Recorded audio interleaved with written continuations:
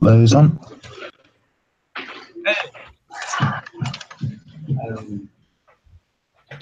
If you want some ones that fit better, I've got them. Yeah, sorry, not very good at. Oh no, I think I've got them working. Hello. Hello. Can you hear me? Hear me? Yes. Yeah, can you hear me? Can hear you very well. Oh, okay, that's good. Yeah, it's working. Well Excellent. done. Right, thank you. Okay, if you're all set, I'll look you in. How are you doing today? I'm well, thank you. How are you? Pretty well. It's a little bright and early here, but not too bad. Yeah, but you sound very perky for someone who's speaking at 8 a.m. in the morning. I feel you're perkier than I am, even though it's midday here. I just made myself a very strong coffee, which hopefully will help me wake me up. That always helps. All right, so this is pretty straightforward. I'll start with the introduction. I'll record both on we're speaking on right now, and I have a backup recording application running. So back up, and then you guys will also have a file, so that'll be easy to just patch it all together. Okay. And then the episode will likely run let's see, it's August, so likely on the first week of September. Yeah. Oh, okay. That's good. Yeah, so I think that'd be perfect. Our next episode actually comes out today, and it's with a scholar of fascism. He's talking about what is fascism. All right. Very good. I listened to the Matthew Nichols one. Yeah, you decided to do an episode about Donald Trump without talking about Donald Trump. Well, that's very Matthew. Yeah. All right, so let me just get started on the recording. Right. Then I'll have a brief moment of silence, and I will start with the introduction. And okay. We'll go. Ready? Yeah, ready. Hello, everybody, and welcome to the Ask Historians podcast. We are very lucky today to be joined by Andrew Mangham, an associate professor of Victorian literature and culture at the University of Reading in the United Kingdom. He writes about the intersections between literature and the history of medicine, with a particular interest in crime, death, and the darker sides of humanity. His most recent book is a study of Dickens and forensic medicine, entitled Dickens' Forensic Realism. It's a study of the way Dickens' writing drew upon forensic techniques and images of death and violence. Hello, Dr. Mangham. Welcome to the Ask Historians podcast. Hello, it's wonderful to be here. First, I'll start where we normally begin with these topics, but narrow it down a little bit. What got you interested in your PhD topic? What brought you to that field? Well, I was always interested in the Victorians from when I was very young. I read Dickens when I was very young, and I noticed that a lot of sort of Victorian remnants were still around us, and I was very much interested in the Victorians and their contribution to our society. And the more I looked into them, and the more I got interested, the more I saw this other side of them than what we're used to seeing, which is a sort of dark underbelly, but also an interest in that darker underbelly. They're very much interested in their own darkness. They're very much interested in their own crime and their own ways of thinking about things such as death. And so as I became more and more interested in them academically, I became much more interested in that critical side of it, that sort of self-reflexive focus that the Victorians had. And I'm interested in what we can learn from that, what we can learn from the philosophical ways they developed for thinking about what is bleak about humans. So this is kind of like a way of getting at the undercurrent of the Victorians, almost to like get away from their usual image of like very staid and respectable people. Yeah, absolutely. Staid and respectable, but also very twee. So I have an interest in Dickens, and very often he's associated with Christmas and humour, and he was a fantastic writer of comedy. But he was also a fantastic writer of crime and a fantastic writer of the things that are considered seedy or filthy or depraved about his own culture. And I think that's looked at less, unless we're talking about the huge crimes of the 19th century like Jack the Ripper. It's very rare for us to kind of consider the ways in which the Victorians thought about their own darker sides. So I'm very much interested in that, but not in a way that's sort of I'm not a goth, and I'm not interested, not that that's a bad thing, but I'm not really interested in darkness for its own sake. What I'm interested in is the ways in which darkness was used, or the Gothic, or however we want to define it, how those aspects were used as a way of thinking about the elements of hope that remain after we've looked at those darker aspects. Some of your earlier work, especially Violent Women in Sensation Fiction, which is about a decade ago, 2007, focused on female psychopathology and the intersection between violent women, crime, medicine, and the law, obviously. So what can you tell us about this in broad strokes? Well, in the 19th century, there developed ways of thinking about womanhood, which suggested that all women were potentially very dangerous, and that is because of their biology, that their biology sort of puts them on an uneven keel, at least on a monthly basis. And again, that was something that contrasted with the usual picture we have of Victorian women. So we usually have a picture of them as very kind of decorous and that there's this angel iconography that's associated with them, and the sort of Florence Nightingale image. But as I looked at, in particular, sensation fiction, which is a genre that developed in the 1860s, it's the roots of detective fiction, basically. It's where we first developed a literature in which we're interested in crime and secrecy. And it became its own genre. We were always interested in those things, really, but it became a popular genre in the 1860s thanks to people like Wilkie Collins.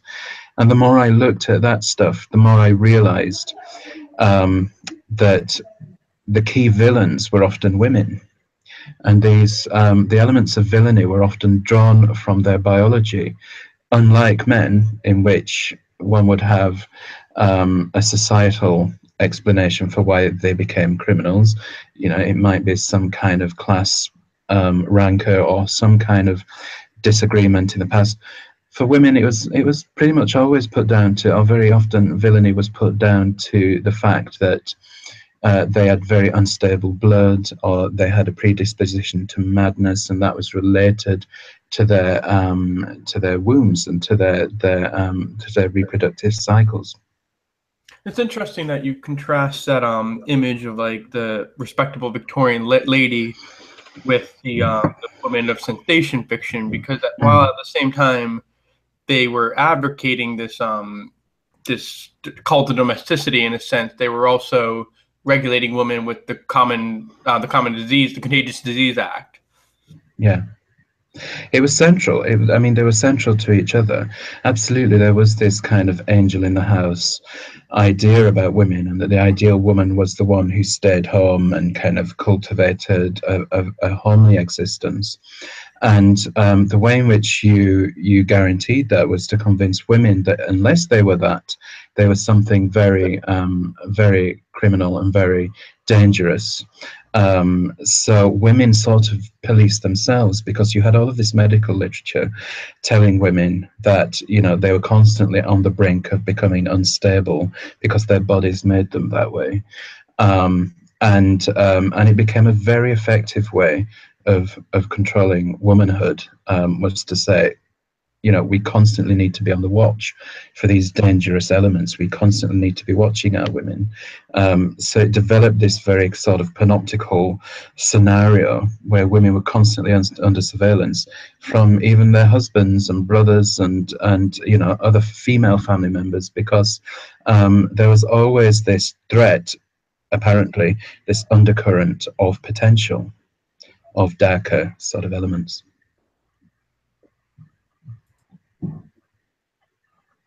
Just lost you there for a second. Just got back. Sorry. Okay. I'm actually very interested in how, in your book, how you examine some of those lesser-known works, such as by Mary Elizabeth Braddon, like Lady Audley's Secret's obviously the most popular book, but the way you go and look at her lesser-known work, maybe the way she used to earn money. Yeah, absolutely. I mean, it's virtually unknown how much people like Mary Elizabeth Braddon wrote, because they wrote a lot of, particularly female writers, would write a lot of literature under a pseudonym. But we know Braddon wrote at least 100 novels over her career. Her career was very long. She was writing from 1861 to about 1915. And so she had a lot of time to, and she wrote very quickly. She could write a novel in 6 weeks. And so that gave me a lot to play with outside of Lady Audley. I think Lady Audley's Secret is famous for a good reason, and that is that it's probably the quintessential Braddon sensation text, and it's very powerful and important. But I was interested also in looking at these forgotten novels that she wrote around the same time, actually. But of course, there are much later ones. And she's a lot more than just a writer of sensation fiction. She develops an interest in other forms. She writes realist novels in the 1860s and later, but she also later on starts to write in single volume forms that we more readily associate with the end of the century.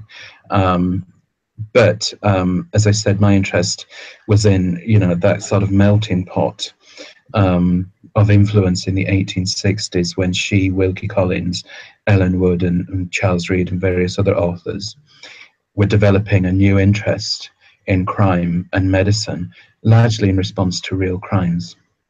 How does that that connection between crime and medicine really begin to develop? When does it develop? Sorry. Did you say when or how? Oh, sorry. How did the connection between crime and medicine begin to develop? Were there pioneers that were trying to connect these two together? Yes, certainly. There were always connections between crime and attempts to understand criminal behavior through medicine, and that was largely developed through psychology and questions of insanity, which really sort of develops as its own discipline at the end of the 18th century, and that is developed through people like Pinel and Esquirol in France, and then becomes sort of Anglicanized through figures like John Connolly, who was the pioneer of a way of treating insanity which was called moral management. And the idea behind that was that you didn't chain people up in attics because they were dangerous. You tried to rehabilitate them through sort of trying to get them used to domestic, ordinary routines again.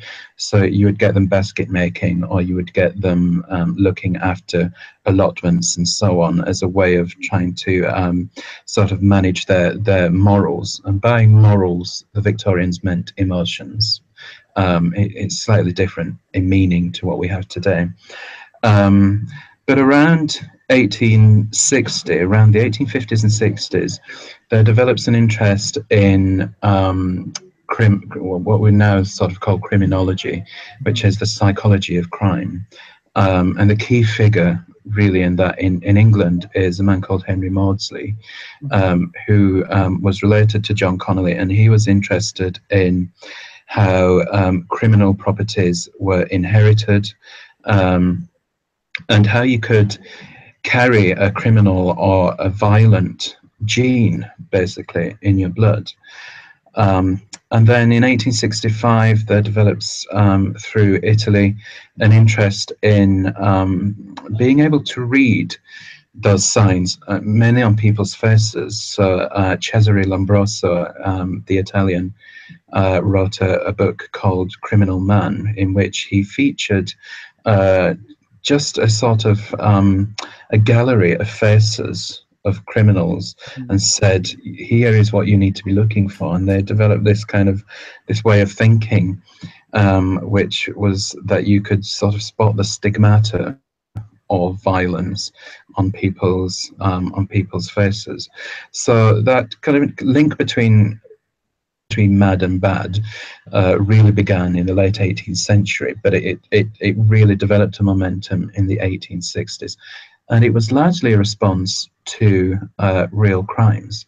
This wasn't research that was taking place in laboratories. This was in response to crimes in which people had committed insane violence. And then very often medical evidence had been asked for, and medical experts had been subpoenaed to give evidence in court. And then they'd written about it in medical journals, or sometimes they wrote full-length books about it. And so there's a direct link between real crimes and criminology, the development of it.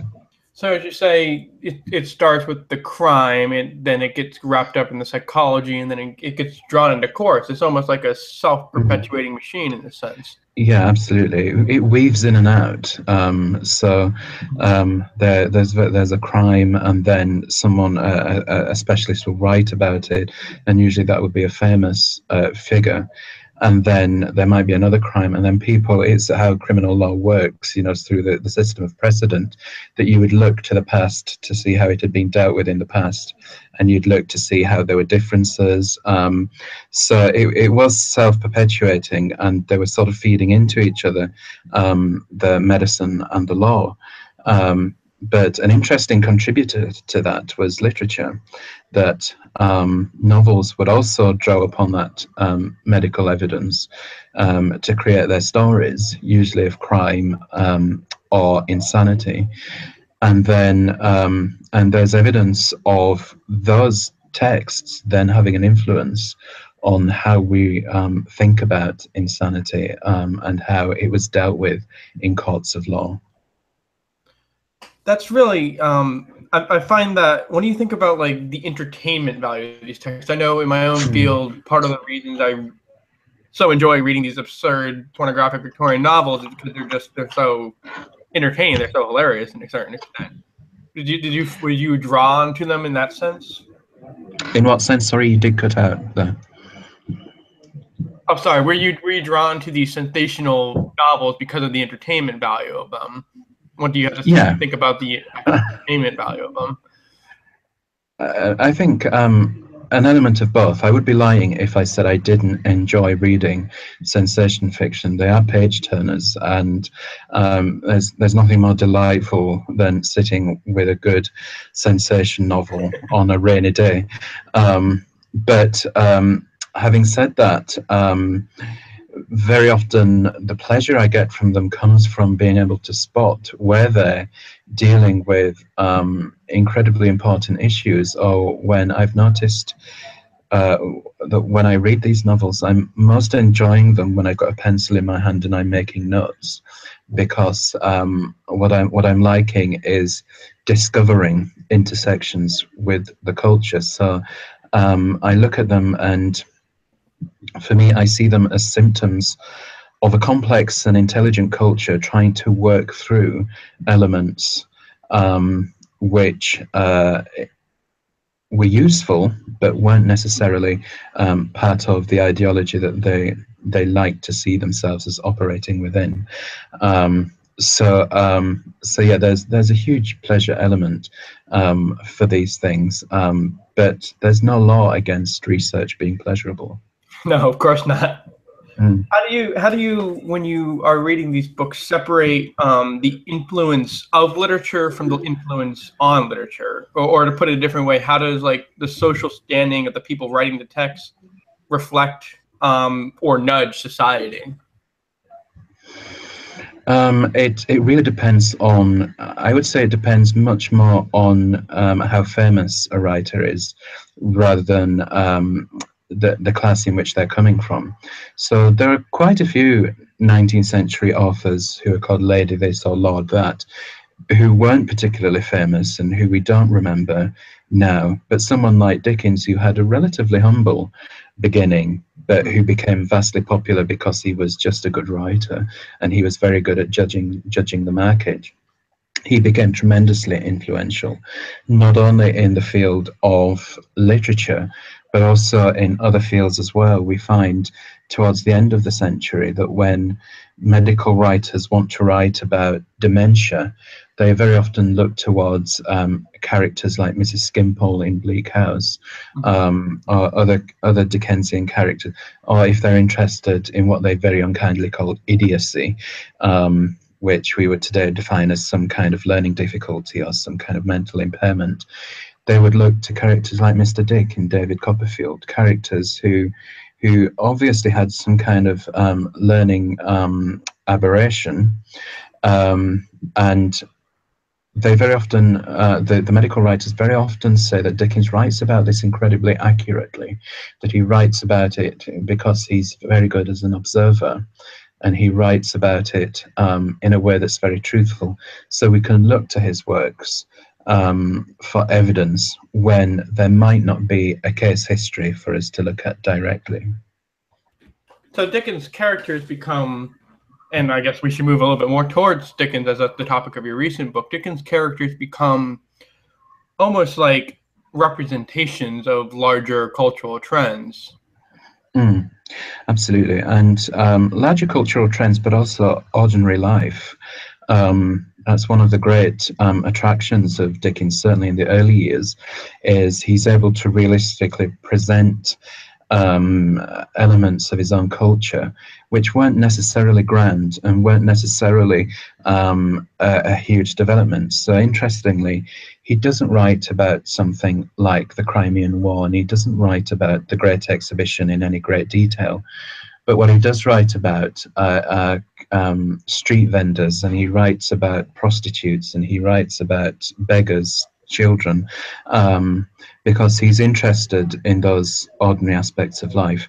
And those ordinary figures and those ordinary characters very often are determined by the larger elements. But he comes at it from taking a very domestic look or a parochial look at that. So his poor characters are obviously a massive comment on the New Poor Laws, but he doesn't go into the politics of who said what during the New Poor Laws. And I think that's what people find, or certainly did find and continue to find, very attractive about Dickens, is his ability to write about ordinary life, and the sort of the light that sheds on those larger developments in the 19th century.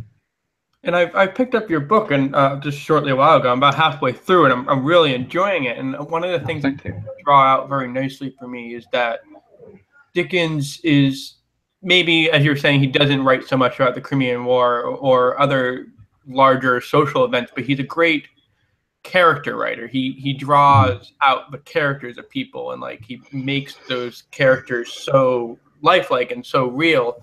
And I think that, in a sense, kind of gets back to some of your earlier work in which you're trying to look under the surface of the characters and the women who are making those crimes. Absolutely, and I'm interested in the mechanisms that are used, or the scaffolding that's used to build those characterizations, and the ways in which the Victorians are aware of that. So Dickens's characters are very well fleshed out and very interesting, sometimes very exaggerated, and I'm interested in Dickens's own perception of his realism, his own perception of how one creates a full-blooded character. So sometimes that will involve just writing it as you saw it, but for Dickens it also involves using a lot of creative license. It often, his great phrase is going astray, And I think he very often teaches us things by taking us astray and sort of leading us down a road in which we're sort of in a curious sort of pantomime or a dreamland. And all the while, you're still becoming very aware of the characters and the situations he's developing.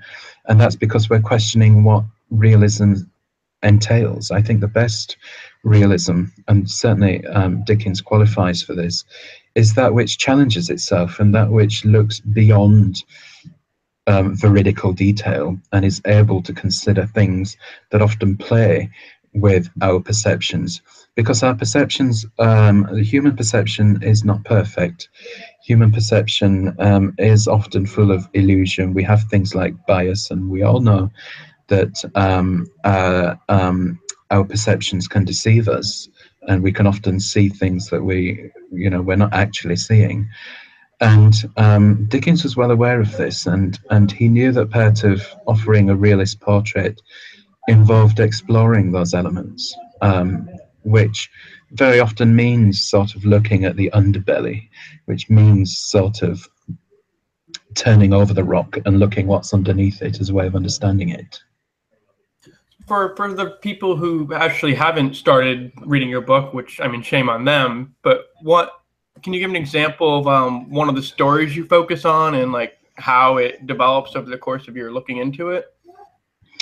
Yes, well, one of the things I developed an interest in when looking at this book was Dickens's journalism, and in particular his sort of half fictional, half non-fictional journalism, which is much less well known than texts like Bleak House or Great Expectations. Mm-hmm. And so looking at the earlier sketches, I came across one which is famous to Dickensians but not very well known outside of that group, which is a piece he wrote for a newspaper called, the piece was called Meditations on Monmouth Street, in which it's very typical of early 19th century sketch journalism in that it's a middle class explorer of a less well-to-do neighbourhood.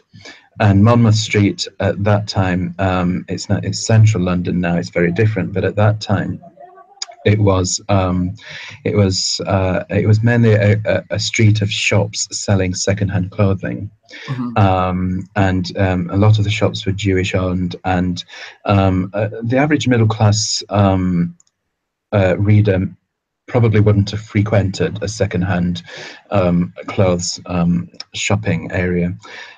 So Dickens starts writing about it, and he wants to write about it in a way that's very instructive and shows us what it's really like. But towards the end, the text, it just can't help going into a pantomime.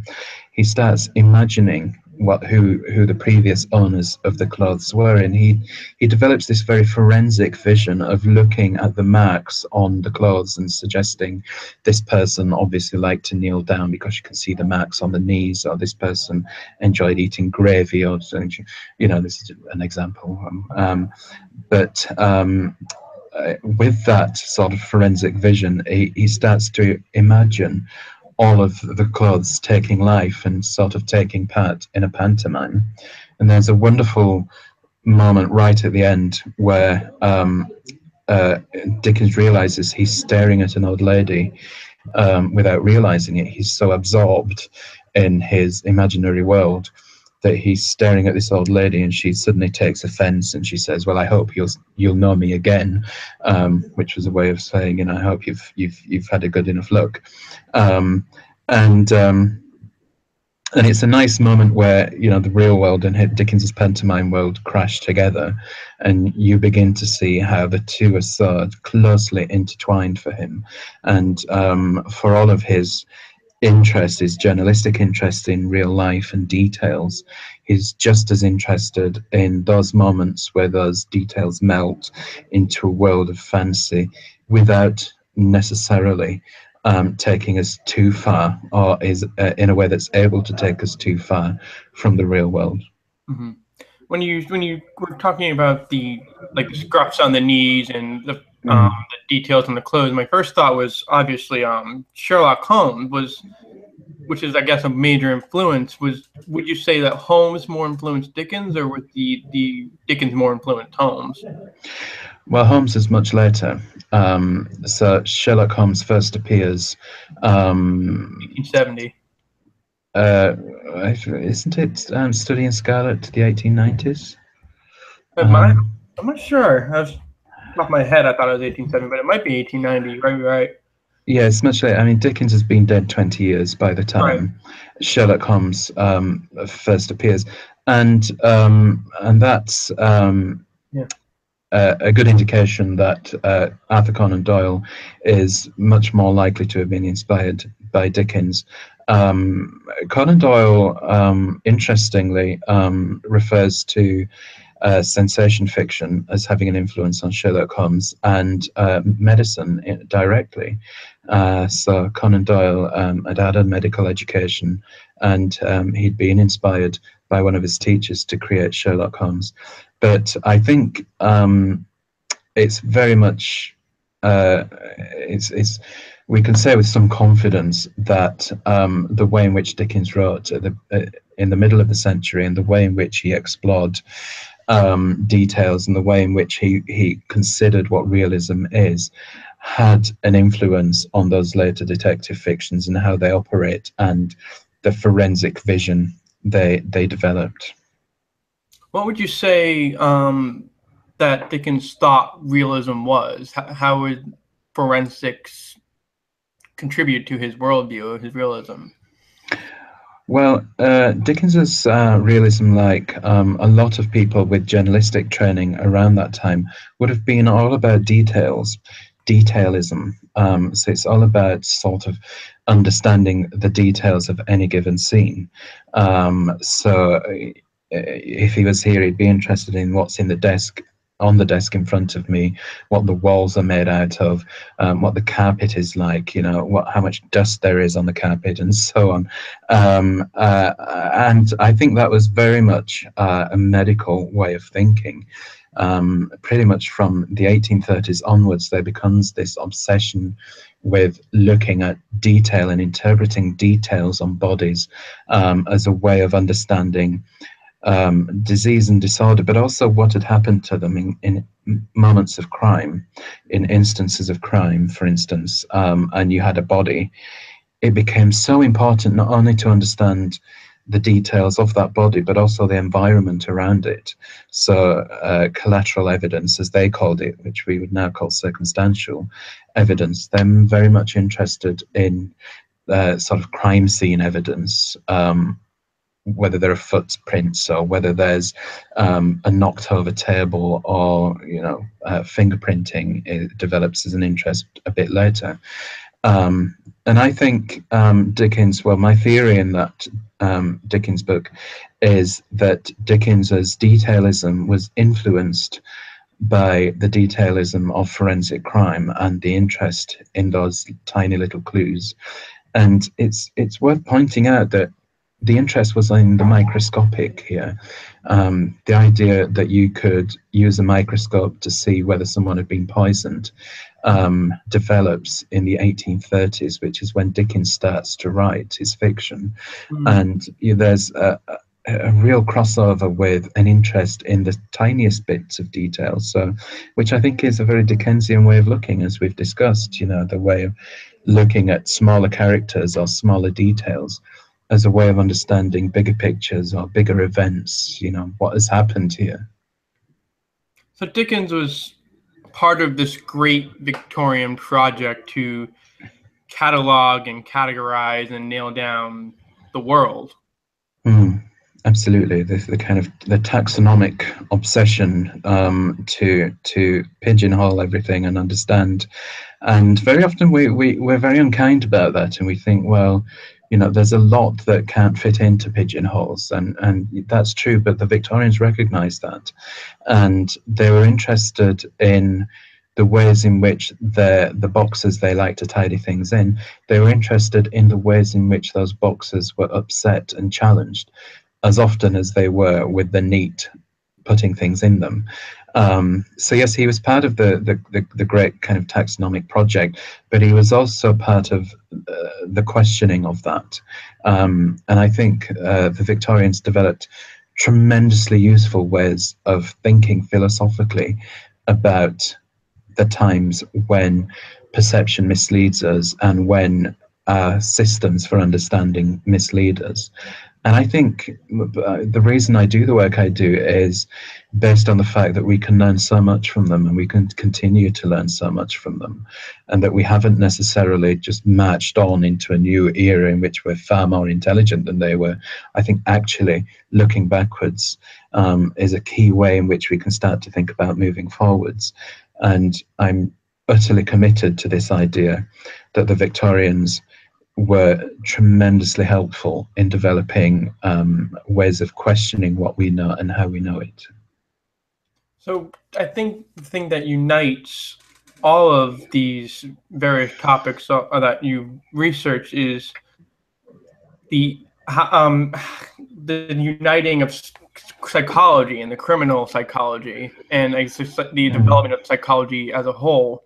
How would I mean, the net for what defined a criminal then was much broader than what it is today. So how would they explore this idea of the criminal?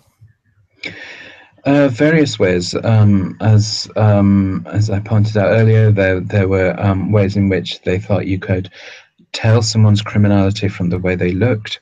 That there were facial features, the phrenological idea that their head was shaped in a way that would tell you that they had criminal tendencies. But they were also interested in spite of that, they were interested in the societal influences. So how had this person been raised in such a way that had predisposed them to criminal behavior? They were very much interested in what we today call the nurture-nature debate, or nature-nurture. This idea that one can be nurtured into crime rather than it being implanted from birth because of our genetics. And so they had various ways of exploring criminality and defining the criminal. And yes, they would see someone who steals some bread because they're hungry as a criminal, which we might not necessarily do today in quite the same stringent level. But they had a very specific way of identifying criminality, and they developed ways of thinking about crime which is still with us. This idea that one can either have it nurtured into us, or that we can be born with a criminal tendency. Those debates still rage on, and there are still people who sort of sit very firmly on one side or the other. But I think that's one of the things we inherit from them. Yeah, let's pick that up to draw us towards a sort of general conclusion. What are the stereotypes and ideas that we still hold today about crime and criminality and the people that commit it? Why does your research matter to the current day? In various ways. So the way in which we often link crime to class is very much an offshoot of this way of thinking, that for whether it's nature or nurture, crime is related to whichever class we come from. And it's a question of how far that perception drives the reality that crime is often seen in the most deprived neighborhoods. Is that because there's a link between poverty and crime, or is it that our perception of that link is a self-fulfilling prophecy? I think that's a question we need to continue asking, and I think it's one that the Victorians asked through a range of media and with great sophistication. And I think we still need to be looking to what they said about it in order to understand how we think about it and how we can learn to think about it in more intelligent ways than we often do. Mm-hmm. The other aspect, and I think this is absolutely key, is the thing we can learn from them is the determination to think about it intelligently rather than through a knee-jerk reaction. So all of those ways in which the Victorians developed of thinking about crime and what it entails, what it means, and how it's explored through literature, crime and medicine. I think we need to continue with that, and what we need to take as a lesson from that is that the knee-jerk reaction is a bad reaction, and that we need to be more intelligent in how we think about crime and the social influences and the ramifications of crime.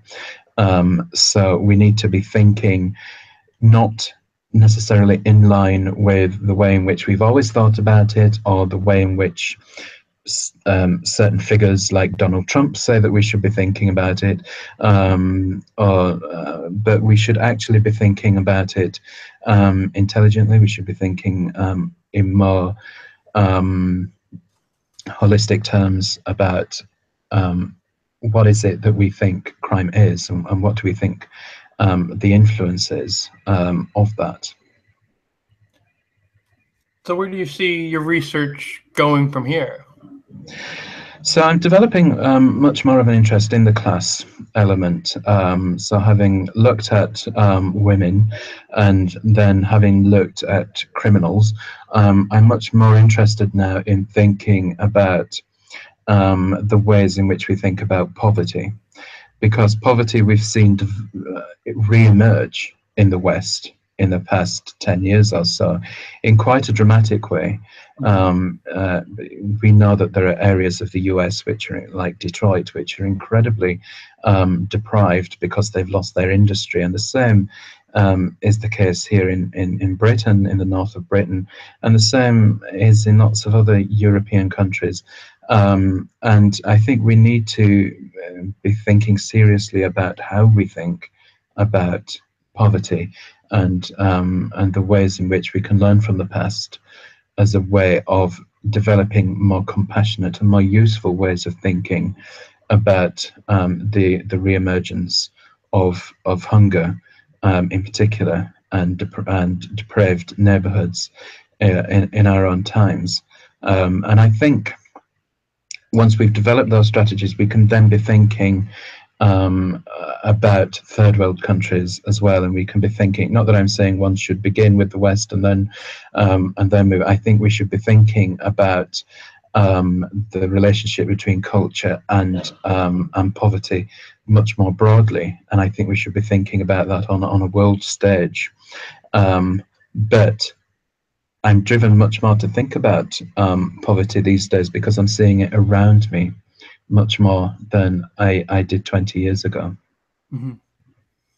Great. I think that really brings everything together, and I think I'm really excited to see where you go with starvation and just always examining the Victorians, which I think one historian said we are in the current era just studying the echoes of the Victorian age.